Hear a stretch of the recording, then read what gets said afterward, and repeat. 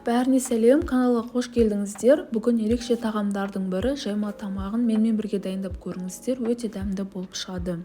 Бізге ең алдымен ет, капуста, пияз, картоп, сәбіз, болгарский және чеснок керек болады. Осының барлығын видеода көріп тұрғандарыңыздай алдын ала турап алдым. Картопымызды етіміз піскеннен соң салатын боламыз. Ең алдымен қызып тұрған сұйық майымызға етімізді салып, жақсылап 1-2 минут қуырып алатын боламыз.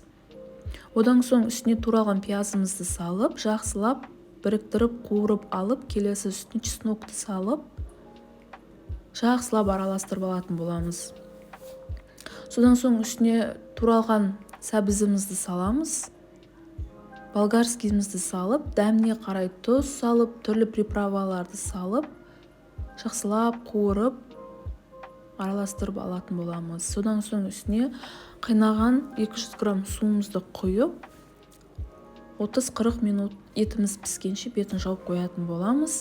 Келесі қамырымызға кірісетін боламыз. Ұнымызға 1 жұмыртқамызды қосып, дәміне қарай тұз, 2 ас қасық сұйық май және жылы суымызды құйып, жұмсақ қолға жабыспайтын қамыр елеп алатын боламыз. Қамырымыз демалғанша 30 минутқа пакетке орап қойып қоямыз.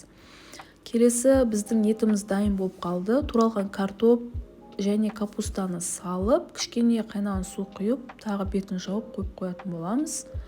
Газымыздың астын жай қойып, келесі қамырға кірісетін боламыз. Қамырымызды жұқалау етіп жайып, осылай щетканың көмегімен сұйық майымызды жағып алып, барлық жағына жағуымыз керек. Содан соң туралған укроп, петрушка болсын, осылай бетіне сеуіп шығып, қолдың көмегімен барлық жағын жайғастырып шығатын боламыз. Міне видеода көріп тұрғандарыңыздай осындай бөліктерге бөліп алып, осы бөлінген бөліктердің барлығын рулет секілді қылып орап шығатын боламыз. Дәмі өте керемет болып шығады. Жасап көріңіздер. Міне біздің қамырларымыз дайын.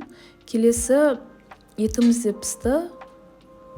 Кішкене қайнаған су құйып, жақсылап қайнатып, бетіне қамырларымызды жайғастырып қойып шығатын боламыз. Тағы да 20-25 минутқа бетін жауып, осы піскенше күтетін боламыз. Міне біздің тамағымыз дайын. Өте дәмді болып шықты. Құрамы мен мөлшерін описаниеден таба аласыздар. Егер де видео рецепт ұнаса, каналға тіркеліп, лайк басуды ұмытпаңыздар. Тағы да көптеген рецепттермен бөлісетін боламын. Ас болсын!